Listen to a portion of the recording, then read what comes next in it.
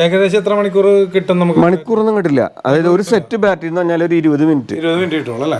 മുമ്പത്തേനേക്കാൾ ഒരു ഇപ്പൊ പണിയിലാണെങ്കിലും ഷൂട്ട് ചെയ്തത് ഏത് ഫോർമാറ്റിലാണ്? 4K നമ്മൾ ഒക്കെ 8K ഒരുവിധം 8K പോകുമ്പോഴാണ് നമുക്ക് കൂടുതൽ നമുക്ക് എഡിറ്റ് ചെയ്യുമ്പോൾ ഒക്കെ നല്ല എങ്ങനെ വേണമെങ്കിലും വലിച്ചിടാൻ പറ്റും.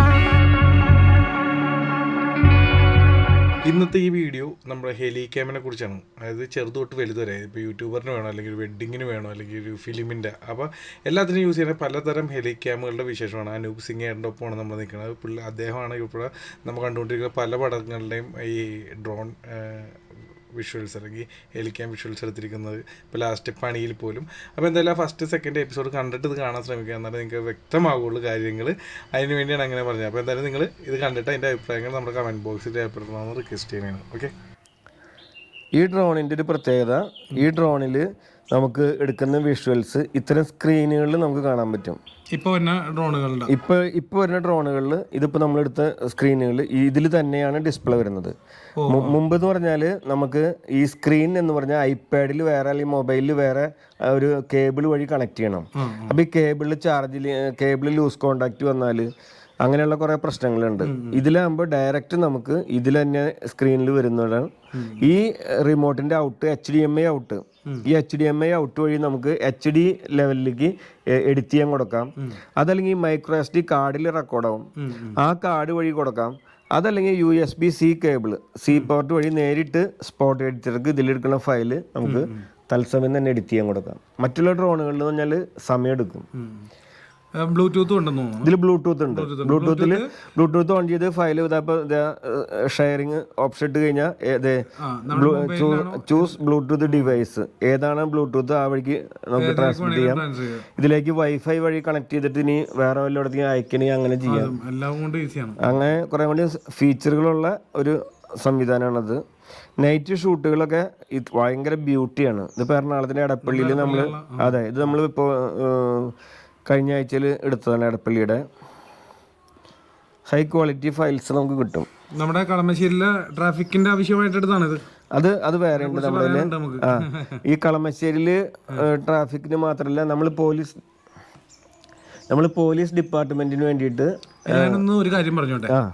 അതായത് നമ്മുടെ എറണാകുളം ജില്ലക്കാർക്ക് എല്ലാവർക്കും അഭിമാനിക്കാവുന്ന ഒന്നാണ് ഇപ്പോൾ നടന്നത്. അതായത് നാട്ടുകാർക്ക് ഈസി ആയിട്ട് കാര്യങ്ങൾ വരിക എന്നുള്ളത്. അതായത് ട്രാഫിക്കിൻ്റെ ബ്ലോക്കൊക്കെ ഒഴിവാക്കി കുറേ സിഗ്നലുകൾ ഒഴിവാക്കി കളമശ്ശേരി വഴി പോയവർക്ക് എല്ലാവർക്കും ഈ അടുത്ത ദിവസങ്ങളിൽ പോയിട്ടുണ്ടെങ്കിൽ മനസ്സിലാവും. അതിൻ്റെ ഒരു ഭാഗമായിരുന്നു സിംഗേട്ടൻ. അത് അതിൻ്റെ ഒന്ന് വിവരിക്കണം. ഒപ്പം ഒരു കാര്യം എനിക്ക് അറിയാനുള്ളൊരു ആഗ്രഹമാണ്. ഇപ്പോൾ ആദ്യമേ അതൊരു വിഷ്വൽ എടുത്ത് വെച്ചിട്ട് അതിനെക്കുറിച്ച് ആ വിഷ്വൽ കണ്ട് പഠിച്ചിട്ടാണോ അങ്ങനെ വന്നത്? അത് എറണാകുളം RTO എല്ലാവരും കൂടി ചേർന്ന് പ്രവർത്തിച്ചാണ് അത് അങ്ങനെ ആക്കിയത്. അതിനെക്കുറിച്ചിട്ടൊന്ന് പറയാമോ? എറണാകുളത്ത് ഈ കളമശ്ശേരിയിൽ മാത്രമല്ല പല സ്ഥലത്തും ട്രാഫിക് ബ്ലോക്ക് ഉണ്ട്. അത് കളമശ്ശേരിയിൽ ബ്ലോക്ക് ആയിരുന്നത് എന്ന് പറഞ്ഞാൽ അപ്പോളോ ജംഗ്ഷൻ മുതൽ അതുമാതിരി HMT ജംഗ്ഷൻ മുതൽ ടയോട്ട ജംഗ്ഷൻ ഒക്കെ ബ്ലോക്ക് ആയിരുന്നു. അങ്ങനെ വന്നപ്പോൾ വെഹിക്കിൾ ഡിപ്പാർട്ട്മെന്റിലെ നജീബ് എന്ന് പറഞ്ഞ MVAD വർക്ക് ചെയ്യുന്ന നജീബ് സാറ് എൻ്റെ അടുത്ത് പറഞ്ഞ് നമ്മൾ ആ ജംഗ്ഷൻ്റെ ട്രാഫിക് തിരക്കുള്ള സമയത്ത് വീഡിയോ എടുത്തു. അത് അവർ മന്ത്രി ഗണേഷ് കുമാറിന് അയച്ചു കൊടുത്ത് അദ്ദേഹം അടക്കം അതിൽ ആവശ്യമായിട്ടുള്ള വീഡിയോയും ഫോട്ടോയും വെച്ച് റെഫർ ചെയ്ത് അതിൽ എങ്ങനെയൊക്കെ തിരിച്ചുവിടാം ഈ ഡ്രോണിൻ്റെ വീഡിയോ 3 ഏരിയയും കൂടിയിട്ട് ഈ 3 സിഗ്നലുകളും കൂടിയിട്ടുള്ള ജംഗ്ഷനിലെ വീഡിയോ ഡ്രോണ് സ്റ്റില്ല് രണ്ടും കൂടി അവരെടുത്ത് മന്ത്രിതലത്തിലും RTO ഡിപ്പാർട്ട്മെൻറ്റും കൂടി ചർച്ച നടത്തിയിട്ട് അവർ നടത്തിയ പരിഷ്കാരമാണ് ഇപ്പോൾ അവിടെ സെക്കൻഡ് ഗിയർ തേർഡ് ഗിയറിൽ വണ്ടി പോകാം ഒരു സ്മൂത്ത് ആയിട്ട്. വളരെ ഒരു നല്ല കാര്യമാണ് ചെയ്യണം. അതിന് വേണ്ടി പ്രയത്നിച്ച നജീബ് സാറല്ലേ? നജീബ് സാറാണ് ഇങ്ങനെ ഒരു ഐഡിയ ഉണ്ടെന്ന്.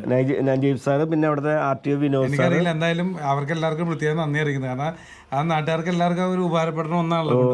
ഇങ്ങനെയുള്ള കാര്യങ്ങൾ ചിലർ പരിശ്രമിക്കില്ല.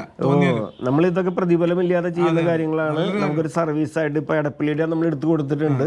അപ്പൊ അതിന് ആവശ്യമായ സ്റ്റഡി നടത്തിക്കൊണ്ടിരിക്കുന്നുണ്ട്. നമ്മൾ 5 ജംഗ്ഷനുകൾ, അതായത് ഒരാഗ്രഹം കൂടി ഇടയ്ക്കേറിയാൻ പറഞ്ഞാണ് ഇപ്പൊ എടപ്പള്ളിയിലും ചെയ്തുകൊണ്ടിരിക്കുകയാണെന്ന് പറഞ്ഞ് വരട്ടെ, പ്രവർത്തിക്കാൻ എപ്പോഴെങ്കിലും ആ സാർമാരോട് ചോദിച്ചിട്ട് നമുക്ക് അവിടെ വെച്ചൊരു കാര്യം ചെയ്യുമ്പോൾ ഒരു വീഡിയോ എടുക്കാം. നമ്മള് നെടുമ്പാശ്ശേരിയിലേക്ക് തിരിയണ ജംഗ്ഷൻ, അതുപോലെ പറവൂർക്കാവല, ആലുവ, അതുപോലെ എടപ്പള്ളി, ഇപ്പം ഈ പറഞ്ഞ ടയോട്ട ജംഗ്ഷൻ, ഇത്തരം ജംഗ്ഷനുകൾ 5 പ്രധാനപ്പെട്ട 5 ജംഗ്ഷനിലാണ് RTO ഡിപ്പാർട്ട്മെൻറ്റ് ട്രാഫിക് പരിഷ്കരിക്കാനുള്ള രീതിയിൽ പഠനം നടത്തിക്കൊണ്ടിരിക്കുന്നത്.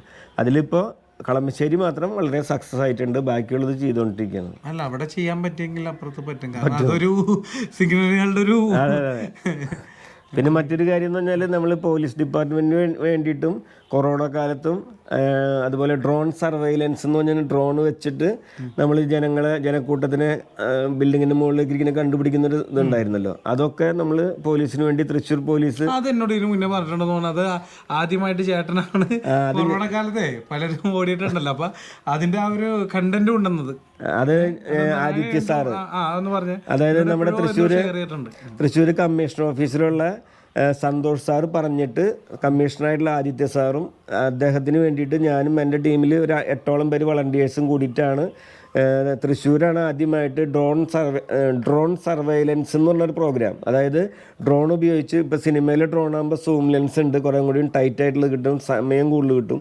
അത് ഉപയോഗിച്ച് ബിൽഡിങ്ങിൻ്റെ മുകളിലോ മറ്റുള്ള ആൾക്കൂട്ടങ്ങൾ, അത് 4 പേര് കൂടുതൽ കൂടാൻ പറ്റാത്തൊരു സമയത്ത് അതൊക്കെ കണ്ടുപിടിക്കാനുള്ള ശ്രമം ആദ്യമായിട്ട് തുടങ്ങിയത് ആദിത്യ സാറിൻ്റെ കൂടെ ഞാനും കൂടിയിട്ടായിരുന്നു. ആ വീഡിയോ മൊത്തം ലൈവ് കൊടുത്ത് അത് മൊത്തം വൈറലായിരുന്നു. അപ്പോൾ അതിൻ്റെ പേരിൽ പിന്നീട് എല്ലാ ജില്ലക്കാരും ഏറ്റുപിടിച്ചു. പിന്നെ നിരവധി സ്ഥലങ്ങളിൽ പോലീസ് കേസുകൾ നിരവധി ഈ ഡ്രോൺ വെച്ച് പിടിച്ചിട്ട് രജിസ്റ്റർ ചെയ്തു.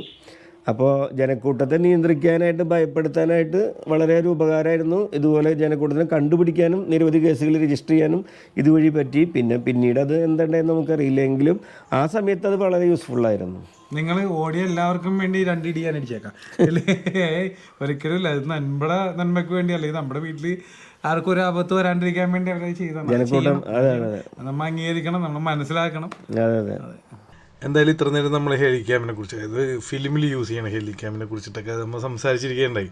അപ്പോൾ അടുത്തതായിട്ട് നമ്മുടെ സിംഗേട്ടൻ പറഞ്ഞ് ഇതൊന്ന് പറത്തി കാണിച്ചു തരാം. അപ്പോൾ എനിക്കും കാണാൻ ആഗ്രഹം, നിങ്ങൾക്കും കാണാൻ ഒരു ആഗ്രഹം ഉണ്ടാവില്ല. കാരണം ഈ പറഞ്ഞ ഇത്രയും വെയിറ്റുള്ള നമ്മുടെ ഫിലിമിലൊക്കെ യൂസ് ചെയ്യണ ഹെലിക്യാം ഒന്ന് പറത്തി കാണട്ടെ എന്ന് ഓർത്ത് അതൊന്ന് നിങ്ങളെയും കൂടി കാണിച്ചു തന്നെ എന്നുള്ള ആഗ്രഹത്തിൽ ഞാൻ വീഡിയോ എടുക്കാൻ നിൽക്കണേണ്. എന്തായാലും അതൊന്ന് കണ്ടിട്ടാവും ബാക്കി വിശേഷങ്ങൾ. ഓൺ ചെയ്യാൻ പോകട്ടോ, അപ്പോൾ ലെൻസ് കിടന്ന് തിരിയും.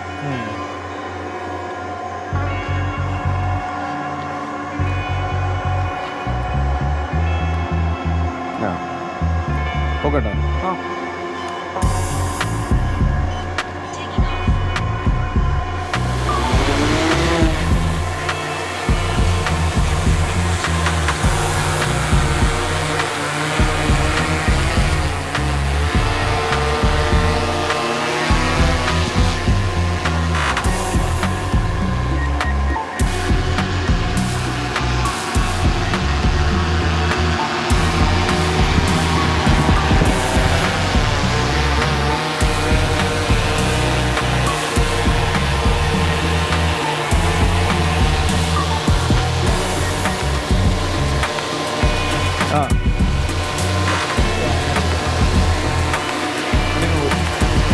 ഇവിടെ നിന്നോ ഈ വിഷ്വൽസേ വേണ്ട.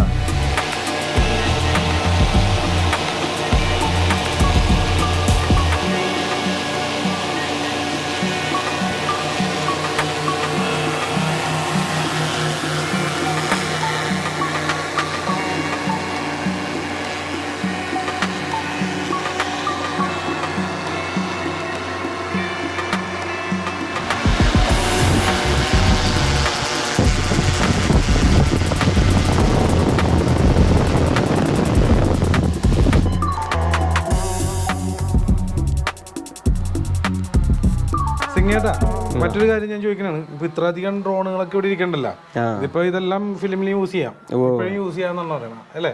അപ്പൊ സിംഗേറിന് ഒറ്റക്കാണോ ചെയ്യണത്, കൂടെ ആരെങ്കിലും ഉണ്ടോ, അല്ലെങ്കിൽ എങ്ങനെയാണ്? ഈ എക്യുപ്മെന്റ്സ് എന്ന് പറഞ്ഞാൽ എൻ്റെ തന്നെയാണ്. പുതിയ ഡ്രോണുകൾ എൻ്റെ തന്നെയാണ്. നമുക്ക് അതിൽ സ്പെയറുകൾ ഇതിനൊന്നും കിട്ടില്ല. ഒരു ചെറിയ സാധനം പോയാൽ അതിൻ്റെ ഒരു സാധനവും കിട്ടാനില്ല. ഇത് കൊണ്ടുവരുന്നത് തന്നെ നമ്മൾ വിദേശത്തു നിന്ന് വളരെ ബുദ്ധിമുട്ടിയിട്ടാണ് കൊണ്ടുവരുന്നത്. അപ്പോൾ ഇതിന് സ്പെയർ കിട്ടാത്ത കാരണം നമ്മൾ റിസർവിലാണ് ഒരെണ്ണം വെച്ചിരിക്കുന്നത്. ഇൻസ്പയർ 2 എന്നുള്ള ഒരെണ്ണം എൻ്റെ കൂടെയുള്ള ഓപ്പറേറ്റർമാർക്ക് കൊടുത്തയച്ച് അവർ വർക്ക് ചെയ്യും. ഇൻസ്പയർ 3 എന്നുള്ളത് ഞാൻ മാത്രമേ ചെയ്യുന്നുള്ളൂ. 2 ഡ്രോണിൽ 1 ഡ്രോണേ വർക്ക് ചെയ്യുള്ളൂ. അത് വർക്കിന് കൊണ്ടുപോകും, മാറ്റി കൊണ്ടുപോകും. പിന്നെ അതിൻ്റെ 75mm ലെൻസിന് നമുക്ക് സെപ്പറേറ്റ് വെയിറ്റ് ഇടേണ്ടത് കാരണം എപ്പോഴും വെയിറ്റ് ഊരിലും ഇടലും ചെയ്യേണ്ടെന്നൊക്കെ വിചാരിച്ചിട്ട് നമ്മളത് ആ ലെൻസ് വെയിറ്റ് ഉള്ളത് ഒരു ക്യാമറയിൽ ഫിക്സ് ചെയ്തിരിക്കുക.